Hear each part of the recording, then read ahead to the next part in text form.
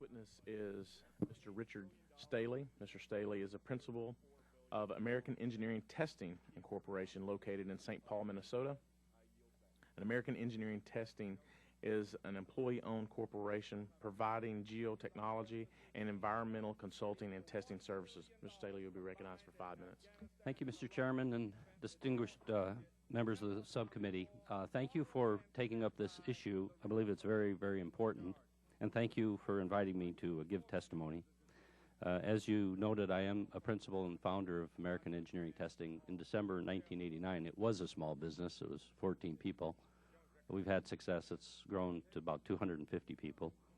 I'm also an active member in the American Concrete Institute, and I'm its president this year. The Institute's 106 years old, and it's the world's knowledge center on concrete. We have 20,000 members, many of them small businesses, designers, ready-mix suppliers, material suppliers, laboratories. They're all interested in this issue. We have more than 100 chapters, a third of them outside the U.S. Now, we're a standards developing organization. We're probably best known for our document that Committee 318 generates. This is the building code requirements for structural concrete. That code is then adopted by the International Code Council in the International Building Code. States then adopt the code as their building code. These are the minimums that are required for building structures with concrete.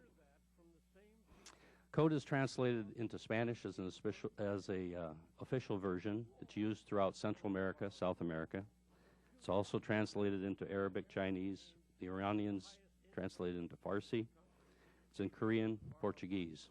It's used worldwide. I visited Vietnam in April. We're about to sign a memorandum of understanding with Vietnam that will allow them to use the code for their structural concrete code. The code contains references to using fly ash in making concrete.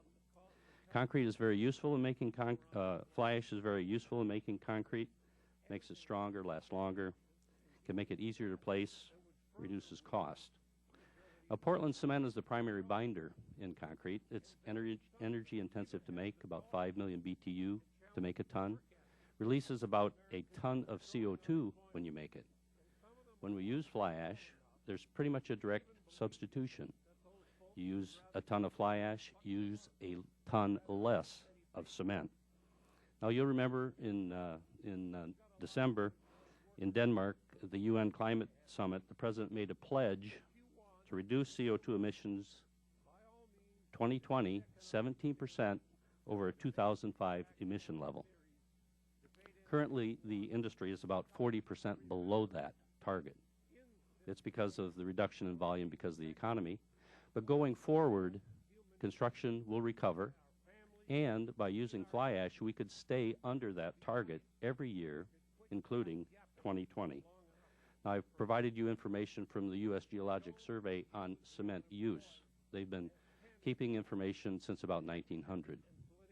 If you look, cement use peaked in 2005 at about 128 million ton. We produced about 100. We imported about 30. Currently, we're 40% under that peak, but as it recovers, as the economy recovers, construction recovers, it will grow.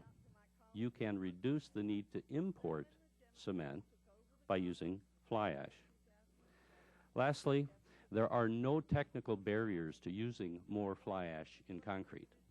The knowledge is there. It's in our documents. Fly ash is discussed in more than 100 of our technical documents. The barrier is acceptance. I've included in my written testimony an article by Nadine Post from the Engineering News Record. Now, she had the courage to write in April what's on concrete users' mind. She wants to know, is fly ash the next asbestos?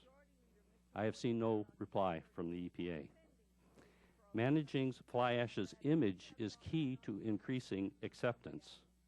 Now, as we know, EPA is considering a subtitle C type of designation for its regulation. We think if that should happen, use will decline.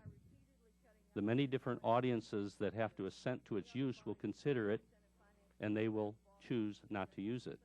These would be the generators. These would be the ready-mix suppliers. These would be the engineers of record for the buildings. These would be the contractors. They will look at it and they will turn away. Lastly, we are going to survey our industry. We're going to determine the impact of stigma. We'll have those results available. We will provide them to EPA. We'll provide them to you if you wish, and OMB. Thank you.